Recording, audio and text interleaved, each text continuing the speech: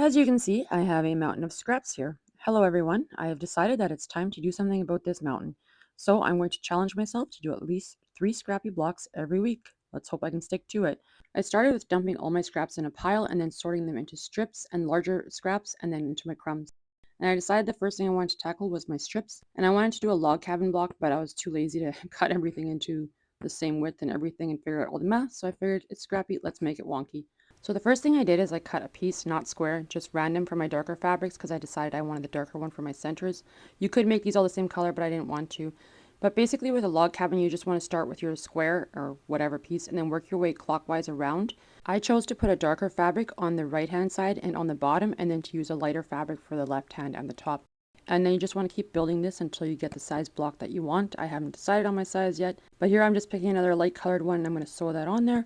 And I'm just going to keep building it until it's big enough. I think I'm going to go with a 9.5 inch because I have a ruler that size. All right, I'm pretty sure these are big enough now for the size that I want. And some of my light colors aren't very much light, but my lighter pile was a lot smaller, so I just did that and I figured it didn't matter. It was a scrappy quilt. So I chose to do the 9.5 inch because I did have a ruler that size and I figured it would just be easier to keep it simple and trim them all to this size. This is a great project for scraps, and if you don't really want to think while you're sewing, you just put it together. And I actually like the way it looks. I did 4 so that you can get an idea of what it looks like. I'm not always going to do 4 of these every week. It might just be one and then one crumb and then one of my other scraps that I'm going to be showing you. So now we're going to move on to the crumbs. And here I'm basically just going to sew a bunch of crumbs together, taking 2 random pieces that are somewhat the same size and sewing them together. And I'm just going to keep building and building. I did decide to chain stitch all of these because, well, it just goes a lot faster. And then I want to go to the iron and give them all a press. And if you're doing it in batches like this, it just goes a lot faster. And then once I've sewn a whole bunch together, I'm just going to cut them apart and head over to the ironing board and then give them a good press. And then I'm just going to sew those together. I'm just keep making my blocks bigger and bigger. These I am only going to be doing 6.5 inches because sewing a bunch of crumbs together does get a little bit tedious. And if you have like little wonky pieces, just trim them off. And here, I'm just going to grab 2 of my 2 patches and sew them together and kind of make like a 4 patch. This is another great block to make if you don't want to really do any thinking while you're sewing. You just kind of sew stuff together. And here you can see that is not a straight line at all, but whatever. I'm just going to lay it on there, trim off the excess, and then sew it on there. I've never made a whole crumb quilt before, but I figured if I keep doing this, eventually I'll have enough blocks to make a whole quilt. And here you can see I'm just checking to see if I'm almost there, and I am. I just need to add a little bit on the top there. So I'm just going to find another strip that I've already pieced, and I'm just going to sew it on. And I'm not really paying any attention to what colors I'm using. I'm just trying to make sure that I have no 2 same fabrics touching, but if I do, whatever, I don't really care at this point. I just want to get these crumbs cleaned up. So I'm just going to take my 6.5 inch ruler and trim them up to make them nice and square. And before you trim them up, they kind of look kind of weird, but I find that they look really good once you've trimmed them up. I don't know, that clean edge just looks nice. So once you have them like this, you have options here. Like you could just sew these 2 together and just keep building a quilt like this, and then the whole thing would be like that. I think I like the sashing idea. I laid them on top of some black fabric, and I think with the black fabric in between there as sashing, it would really make these blocks pop and just give it a little extra oomph. All right, now moving on to my bigger scraps. I found that yellow fabric in there with the stripes, and I kind of thought it looked kind of like a cabin thing. And I've seen other people make random house blocks using their scraps and just kind of making it up as they go. I found some cloud fabric. I figured it'd be perfect for the background. So I just gathered up some fabrics that I thought would look nice with that yellow. And I figured this blue with the little lines on there looked like little windows, so I would use that. So I'm just cutting some strips here that are the same width as my window panes or pieces you want to call it. And I'm just going to literally randomly place things together, sew them together, and see if I like it or not. I don't really have a plan here. I'm just kind of sewing things together and somewhat making an effort to make things sure things line up. But this is going to be for a scrappy quilt where you just make it up as you go and don't worry about anything. Kind of like a stress-free sewing. Because sometimes when you're trying really hard to make a quilt and you're just stressing out too much about everything lining up perfectly, this is just a great break from that and a nice little breather.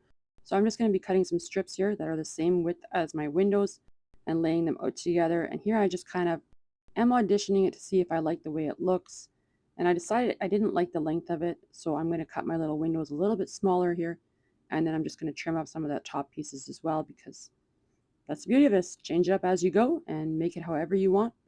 All right, now that I have sewn my window strip together, I'm just going to take this other piece of fabric here and decide how I want to do it. And then I'm just going to cut some strips and sew those onto the top. And I figured I would do a little narrow strip underneath the windows before I put the door on. And I chose this red for the door. I just thought it would really pop. And just like I said, I'm literally making this up as I go, kind of holding it up and thinking, ah, that'll look fine or that'll look good.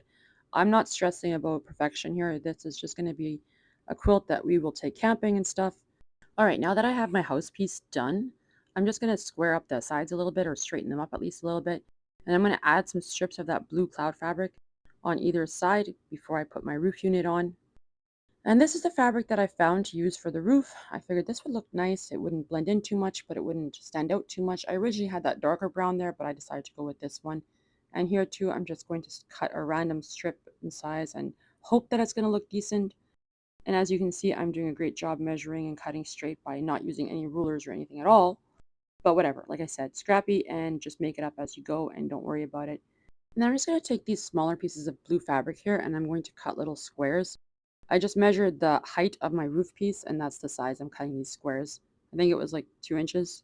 Yeah, and then I'm just going to do little sew-in flips on here just so that I can kind of have an angle on the roof so it doesn't look so boxy and so square. It looks a little bit more like a roof. I mean, square would work too, but I just figured it would look a little bit nicer like this. And then once I've done that, I'm just going to lay it on there. And I probably should have extended that roof so it stuck over a little bit. But like I said, I'm not really worried about anything here. So I just added some of the cloud fabric to either side. And here I'm just going to lay it out. And I'm just going to figure out exactly where I want it because I do kind of want to try to match these points up. But if it doesn't match up, I don't care. It ended up looking not too bad, but now I felt like the bottom needed something, so I just added some green. So there's my grass. So all that's left to do on this block is to trim it up and square it up to whatever size. Here I'm just kind of trying to decide what I want. I'm not worried about a specific size for this quilt. I'm just going to tie them all together with more scraps once they're all done. So make sure you come back next week. I will hopefully have another scrappy video for you. I figured I would just do some update videos to let you know my progress on there and what everything is looking like. But there, this one is all done. I actually do kind of like how it turned out. There's a few things that I should have done different, but that's fine. There's my two crumb blocks, and then I have my log cabin blocks over here. I actually did all of these in one afternoon. So that just goes to show you how quick these are to make. Well, I hope you enjoyed this video, and thank you so much for stopping by and watching. Until next time.